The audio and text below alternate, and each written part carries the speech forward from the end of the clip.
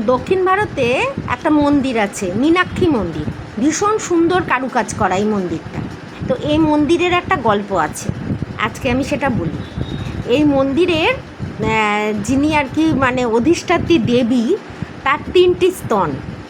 আপনারা কখনো গেলে এটা খেয়াল করবেন, এটা বা গুগলে সার্চ করলেও দেখতে পাবেন। মীনাক্ষী দেবীর ওনার মন্দির ওটা। তো ওনার 3টে স্তন কেন হয়েছিল সেটা বলছি। রাজা, ওনার বাবা ছিলেন রাজা মলয়ধ্বজ। তো রাজা মলয়ধ্বজের যখন একটি মেয়ে হলো, মেয়ে হবার পরে মেয়েটি 3টে স্তন নিয়ে জন্মগ্রহণ করেছিলেন। হ্যাঁ, এবারে রাজা রানী তো খুব মানে বিস্ময় যে কী হলো। তখন এক সাধু এসে বলেছিলেন যে যখন উনি ওনার স্বামীর সঙ্গে দেখা হবে অটোমেটিক্যালি ওই আরেকটি স্তন মানে চলে যাবে। তো যখন এক সাধুর সাথে ওনার দেখা হয় এবং তখন ওনারই স্তন চলে যায়, গিয়ে স্বাভাবিক হয়ে যান, তখনই উনি বুঝতে পারেন যে এই সাধুই ওনার পতি।